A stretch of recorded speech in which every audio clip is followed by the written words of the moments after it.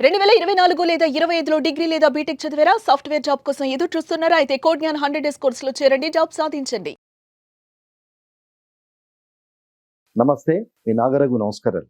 వివాహ వ్యవస్థలో ఎన్నో ఒడిదుడుకులు తెలుసో తెలియకో వస్తున్నప్పుడు ఓల్డ్ డేస్లో కాన్సెప్ట్ పోయింది. ఓల్డ్ డేస్ కాన్సెప్ట్ ఏంటంటే, ఏదైనా పొరపచ్చాలు వచ్చినప్పుడు కుటుంబంలో అమ్మాయి ఎప్పుడైతే అమ్మాయి తల్లిదండ్రులకు ఇన్ఫార్మ్ చేస్తుందో, మాకు కొంచెం ఇబ్బందిగా ఉంది అని, డెఫినెట్గా అమ్మాయి తాలూకు వాళ్ళు భరోసా ఇస్తారు. నువ్వు ఉండమ్మా, నేను మాట్లాడతాను, మేము వచ్చి మాట్లాడతాం, లేకపోతే మీ మేనమామో మీ బాబాయ్ వచ్చి మాట్లాడతారు, 2 రోజులు ఓపిక పట్టు అని. అలాగే పిల్ల అత్తామామ కూడా ఫోన్ చేసి చెప్పడం జరుగుతుంది, కబురు పెట్టడం జరుగుతుంది. మేము వచ్చి మాట్లాడతాం, అమ్మాయితో కొంచెం ఇబ్బందులు వచ్చినాయని అమ్మాయి చెప్పింది, మేము మాట్లాడతాం, చిన్నపిల్ల తెలియదు, మీరు కొంచెం ఓపిక పట్టండి అని చెప్పే సాంప్రదాయం ఉంది.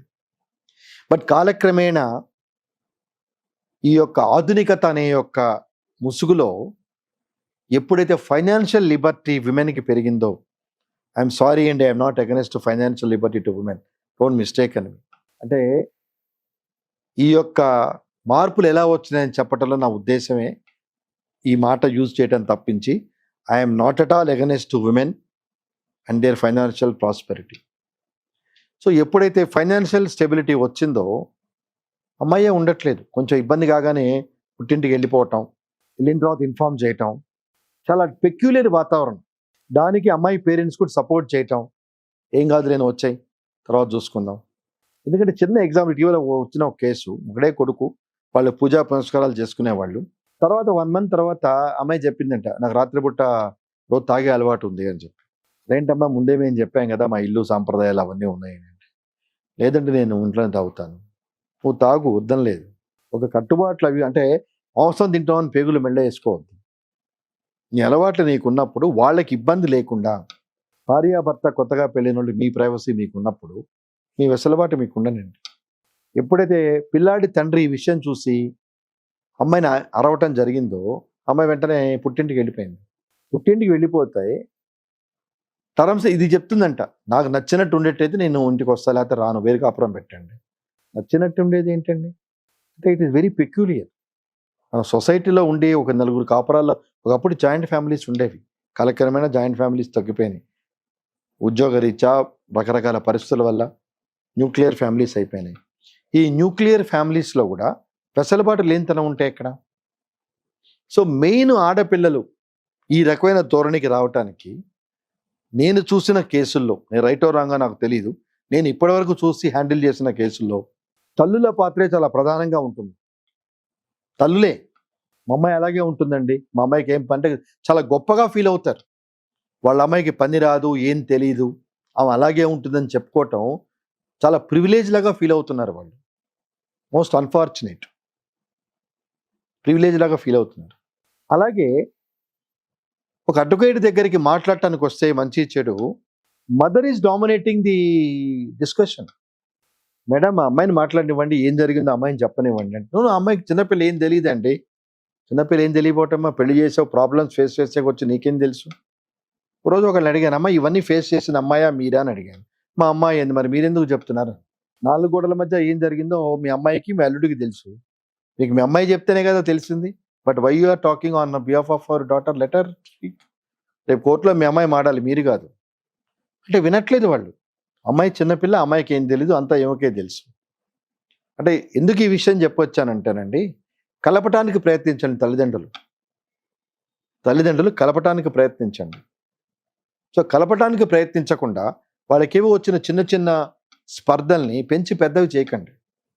మీరు చెప్పండి, ఒకసారి పెళ్లి చేసి అత్తగారింటికి పంపించినప్పుడు మీరు అక్కడే ఉండండి, మీ బాటకి మీరు ఉండండి, don't come to my house, you have to sort out your self. ఈ కాన్సెప్ట్ పోయింది. అంటే ఆడపిల్ల తల్లిదండ్రులు కూడా encouraging the situation rather than balancing the situation. There is a lot of difference. They are encouraging, they are not balancing the situation. ఉండొచ్చు, as a parents of a daughter you have every right to talk to them, to question them. మీరు అబ్బాయిని అడగచ్చు, అబ్బాయి తల్లిదండ్రులని అడగచ్చు, మీ వివాహ వ్యవస్థ బాగుండాలనే ఉద్దేశంలో. ఒక కాన్సెప్ట్ మర్చిపోతున్నారు తల్లిదండ్రులు. ఓకే, ఈరోజు ఇద్దరికి మ్యాచ్ కాక రకరకాల కారణాలతో విడాకులు తీసుకునే పరిస్థితి వరకు వచ్చింది అనుకున్న సందర్భం.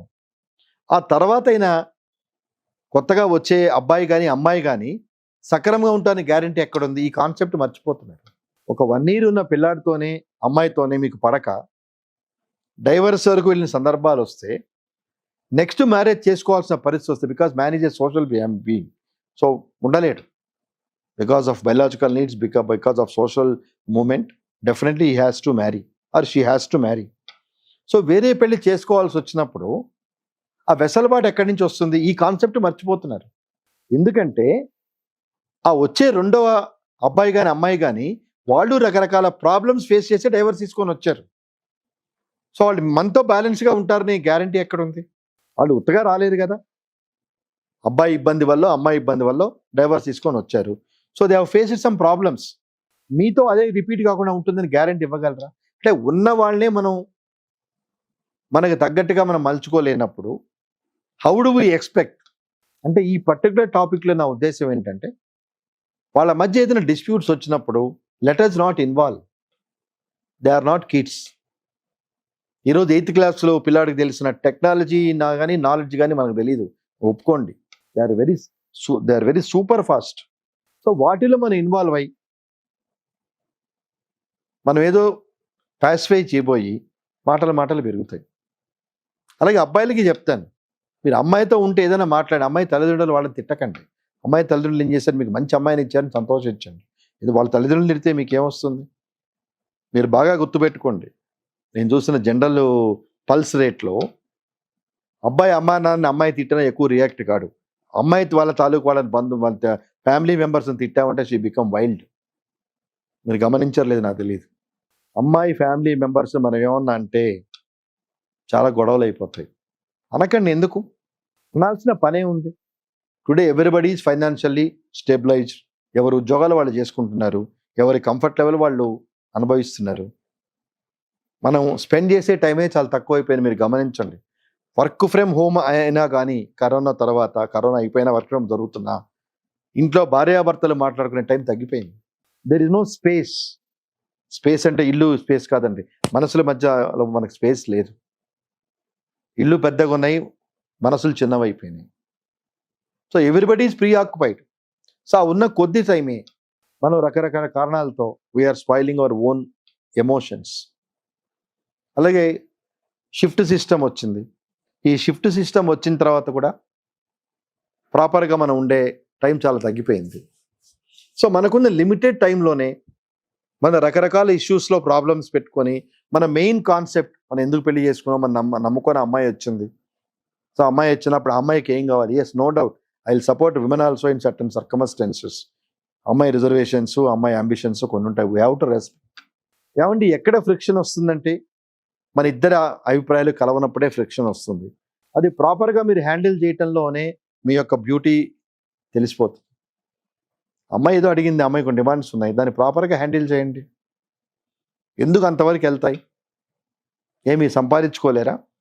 అంటే అత్తమామలు ఇచ్చిన డబ్బుల మీదే మనం ఆధారపడి ఉన్నామా? అంటే in anticipation of getting money from in-laws మనం పెళ్లి చేసుకున్నామా? వచ్చేది ఉంటే మనకే వస్తుంది ఎడిదిరికి. ఎందుకంటే ఇవాళ రేపట్లో పరిస్థితి చూస్తే ఒకరిద్దరికన్నా ఎవరు ఎక్కువ పిల్లల్ని కనట్లేదు. సో మనం చేసుకునే అమ్మాయి కూడా మ్యాక్సిమం ఉంటే ఇంకో చెల్లెలో అక్కో ఇంకో తమ్ముడు అన్న ఉంటారు తప్పితే అంతగానే ఎవరు ఉండరు. సో వాళ్ళకి ఏదైనా ఆస్తుపాస్తులు ఉంటే మనకే కదా వచ్చేది. ఆ కాన్సెప్ట్ మర్చిపోతున్నాం. Plus when we are earning on our own, why we should depend on girls side. ఈ కాన్సెప్ట్ తెలుసుకుంటే మనకి 498 రావు, డొమెస్టిక్ వైలెన్స్లు రావు, మెయింటెనెన్స్లు రావు. ఇవన్నీ ఎందుకు వస్తున్నాయి? We're losing the basic concept and we're trying to get something else from wife side. ఆ concept మనకెందుకు? అలాగే ఆడపిల్లలు తల్లిదండ్రులకు కూడా చెప్పే సూచన ఏంటంటే, అమ్మ మీకు ఏదైనా ప్రాబ్లమ్స్ ఉన్నప్పుడు మీ పిల్లలకి, మీ ఆడపిల్లలకి మీరు సార్ట్ అవుట్ చేయడానికి ప్రయత్నించండి. Don't encourage them, don't encourage such problems. మనం పెంచిన గారాబంతోనో రకరకాల కారణాలతో వాళ్ళు కొంచెం అడ్జస్ట్ అవడానికి టైం పట్టచ్చు అత్తగారింట్లో. బట్ మీరు ఎడ్యుకేట్ చేసి చెప్పండి. చిన్నప్పుడు తల్లి దగ్గర కూర్చున్నాం కదా అని పెద్ద అయిన తర్వాత తల్లి దగ్గర కూర్చుంటే లోకం హర్షించరు, ఎంత అమ్మ కొడుకు అయినా కూడా. సో మనకు పిల్లలు ముద్దే. మన అబ్బాయిని చాలామంది చెప్తూ ఉంటారు, నాకు మంచి అల్లుడు దొరికాడు, మా అమ్మాయి ఎలా చెప్తే అలా వింటాడు, నాకు అదృష్టం. కానీ నా కొడుకే ఎదవా, పెళ్ళం కుంగుబట్టు తిరుగుతాడు అంటారు. What is it mean? నీ అమ్మాయి కాదా? కాదు, ఆ కాన్సెప్ట్లో పోయారు. అందుకే ఇన్ని డౌరీ డెత్లు, burning cases on the pretext of dowry జరుగుతున్నాయి. సో మంచి కుటుంబం, కంఫర్టబుల్గా మనం ఉన్న లైఫ్లో మనందరం ఫ్రీ ఆకుపోయి ఉన్నాం. చేసే చిన్న ఉద్యోగాలైనా పెద్ద ఉద్యోగాలైనా మనకి టైం ఉండట్లేదు.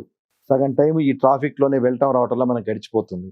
ఇంటికి వచ్చిన తర్వాత కూడా ఆ జంజాటలు వదిలించుకోకుని మనం లైఫ్ పార్ట్నర్తో హ్యాపీగా ఉండకుండా మన ఎమోషన్స్, మన టెన్షన్స్ అన్నీ క్యారీ చేస్తున్నాం కాబట్టి తెలుసో తెలియకో వాళ్ళ మనసులు కూడా కొంచెం డిస్టర్బ్ అయిపోయి ఈ రకమైన రుగ్మతలకు దారితీస్తుంది. మన మీద డొమెస్టిక్ వైలెన్స్, ఈ 490 మెయింటెనెన్స్ ఉన్నాయంటే definitely we will not be considered as a good people. False కేసులు కావచ్చు, రేపు వేరే సంబంధం చేసుకోవాల్సి వచ్చినప్పుడు ఆలోచిస్తాడు కదా, ఈ అమ్మాయి ఏంటి ఇన్ని కేసులు పెట్టిందని, అలాగే ఈ అబ్బాయి మీద ఇన్ని కేసులు ఉన్నాయి ఏంటని. సరే కేసులు ఎందుకండి? ఇవి ప్రాపర్టీ తగాదాలు కాదు కదా, సర్వీస్ మ్యాటర్స్ కాదు కదా, ఫ్యామిలీ మ్యాటర్స్ మనకై మన జస్ట్ మన అమ్మా నాన్నలతో గైడెన్స్తో మనం సార్ట్అవుట్ చేసుకోవాల్సిన విషయాలు మనల్ని కోర్టులు కానీ పోలీసులు కానీ కాపరాలు చేయిస్తాయా బెదిరించి? మన మనసులో లేనిది ఈ కాన్సెప్ట్ జనాలు ఎందుకు మర్చిపోతున్నారు? అదర్ దాన్ ఫ్యామిలీ ఇష్యూస్ ఏమని అనుకోండి, మీరు కోర్టుకు వెళ్ళండి, ఐ డూ అగ్రీ. అలాగే చైల్డ్ కస్టడీ కోర్టు డిసైడ్ చేసేది ఏంటండి? పిల్లాడు మీ దగ్గర ఉండాలా, నా దగ్గర ఉండాలా, ఎవరికి వెసలుబాటు ఆ పిల్లాడి మనసులో ఏముంటుంది? What you are communicating to the boy? మీరు చైల్డ్ కస్టడీ అని పెట్టుకొని 3 days విజిటింగ్ రైట్స్ అని మీరు 4 days అని ఆమె తీసుకుంటే what ultimately you want communicate the child? ఆ చైల్డ్ ఎలా పెరుగుతాడు? ఆ చైల్డ్కి మెంటల్ కంఫర్ట్ ఎక్కడి నుంచి వస్తుంది? మీరు మర్చిపోతున్నారు ఇవన్నీ. మీ ఈగోస్కి పోయి మీరు ఇబ్బంది పెడుతున్నారు తప్పితే ఎవరో ఒకరి దగ్గర happy. Single parent definite is a painful. Okay, న్యాచురల్గా ఏదైనా ఇబ్బంది జరిగి సింగిల్ పేరెంట్ అయితే వేరే విషయం, కానీ wantedly voluntarily when you are making your child as a single parent, definitely it is very difficult to sustain.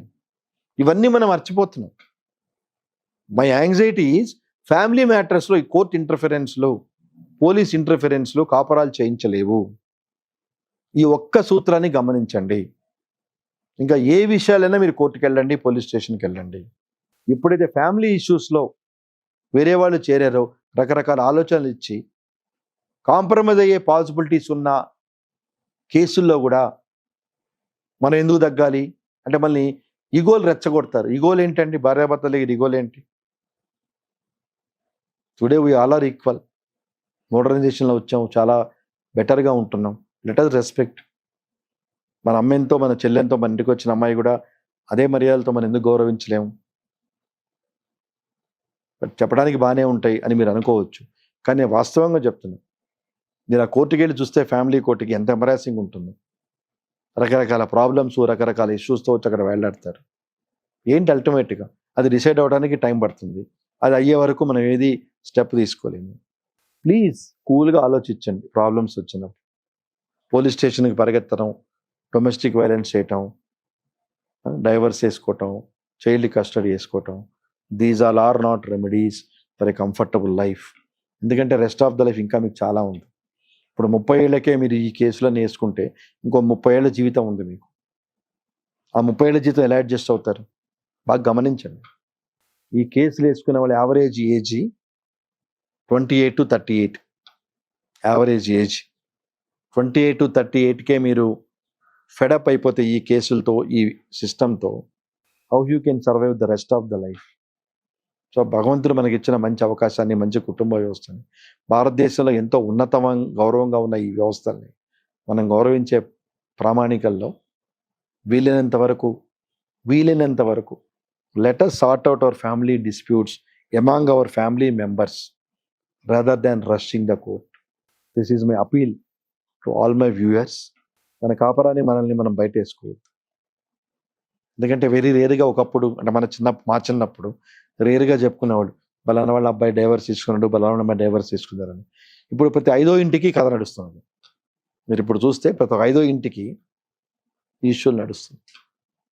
But let us confine, let us handle our own issues among ourselves for good and comfortable life, keeping our future and welfare of our children into consideration, as welfare and interest of the children is paramount interest for any parent. Namaste.